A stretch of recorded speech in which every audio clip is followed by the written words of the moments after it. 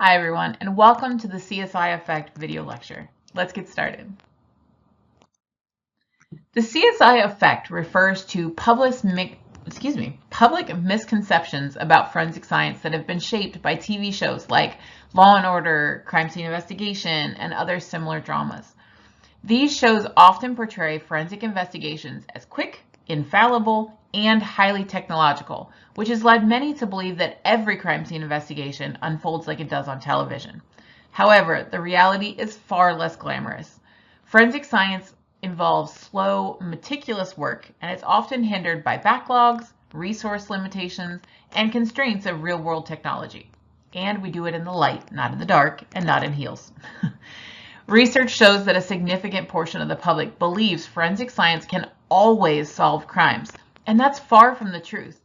And in particular, the CSI effect has led to victims and witnesses to develop unrealistic expectations regarding forensic evidence. Influenced by television portrayals, they may anticipate immediate results from DNA analysis or fingerprint matching, and they expect clear and decisive evidence to emerge swiftly. In reality, forensic analysis can take weeks, maybe even months, often complicated by backlogs and the intricate nature of the work. This disparity between expectation and reality can result in frustration and also diminished confidence in the investigative process between victims and witnesses.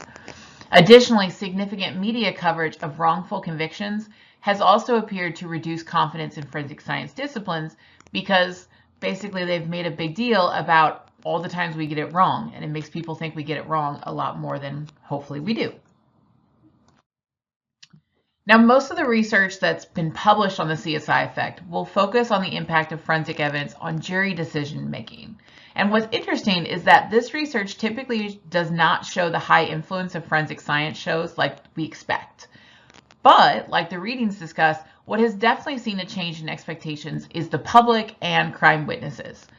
I did several internships when I was going through school, and one of my favorite moments was when we went to this older woman's house to investigate a burglary. I was with the crime scene investigator, so the responding officer had already been there and taken her statement. In fact, because this was a residential burglary with only a minor loss, the responding officer had actually left before we arrived at the scene because they were called to another emergency in progress. The responding officer simply asked the victim to leave certain areas of her home alone so that the crime scene investigator could process for evidence.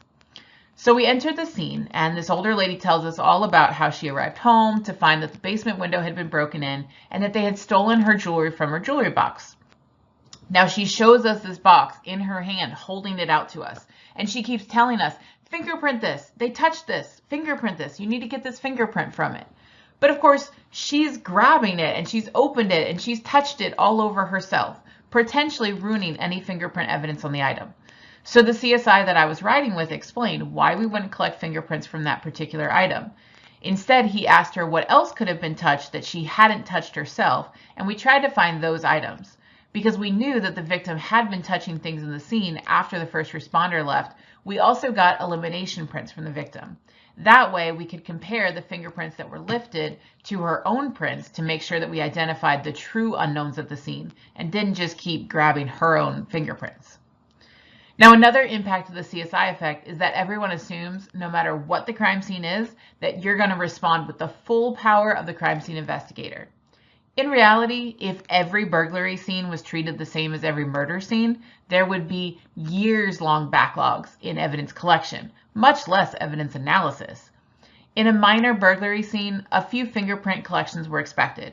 But if a CSI had collected DNA or biological samples or something, they likely would have been given a talking to by their superior officer for using too many resources on a minor crime.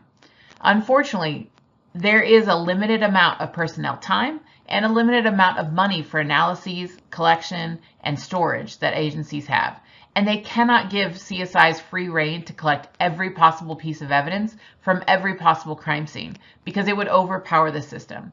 So crime scene investigators have to be aware of their own agency limitations and guidelines, as well as the crime characteristics when determining what evidence they're going to collect and how much. What is clearly seen in the research is that the portrayal of forensic science in the media has led to a surge in enrollment in forensic science and criminal justice programs. And you're one of these surges. Now, since the premiere of shows like CSI, universities have reported increased applications to forensic science courses, and some institutions have noted a discernible rise in the number of students that are interested in majoring in forensic science. You can see this trend in the graph on this page, and it shows how the number of bachelor's degree programs with forensic science, forensic chemistry, or criminology has exploded since the early 1900s. For reference, the original Law & Order premiered in 1990, notice that one shift, and the original CSI first aired in 2000. So you can see there appears to be a correlation between these shows' premieres and resulting enrollment. Not only are forensic science jobs and educational opportunities increasing, the number of civilian jobs is also increasing. Your textbook discusses the various roles that crime scene investigators fulfill, and they talk about this concept of civilianization. I think this is a really important discussion because it's one of the most common conversations that I have with students when they're figuring out their own career paths. Crime scene investigators can be civilians or sworn officers. It really depends on the specific agency as to what type they hire. Traditionally and historically, CSIs were all sworn officers, usually of detective status or higher, meaning that you were hired as an entry-level police officer and you went through all the training, you did several years of duty in various units like patrol, burglary, etc., and then you were promoted into the crime scene investigation unit. Now, this hiring process still exists, but many agencies have moved towards the civilian position format. For agencies that hire civilians, they typically are looking for someone with a forensic science or a natural science degree, and they hire them to work specifically in the crime scene laboratory. This could be for chemistry and biology positions, but it could also be for a crime scene investigator that works out in the field. So something I always ask students to think about is what career path interests them the most. That decision, which is completely personal, will determine what type of crime scene investigation jobs that you want to pursue. In general, you see larger agencies that will use civilians for their crime scene investigation units because they can afford to specialize their personnel. Smaller agencies, on the other hand, may not be able to have employees work in such specialized positions. I had a friend get hired by a very small police department right out of undergrad, and she did everything from patrol to crime scene reconstruction. Because her agency was less than 10 officers total, all of the employees at that agency had to be kind of a jack of all trades. But when I interned with St. Louis County Police Department, they used sworn officers for their crime scene investigation unit, but they had a civilianized fingerprint unit. And then when I was in Omaha, the Douglas County Crime Lab used all civilians and no sworn officers for both their CSI and their fingerprint units.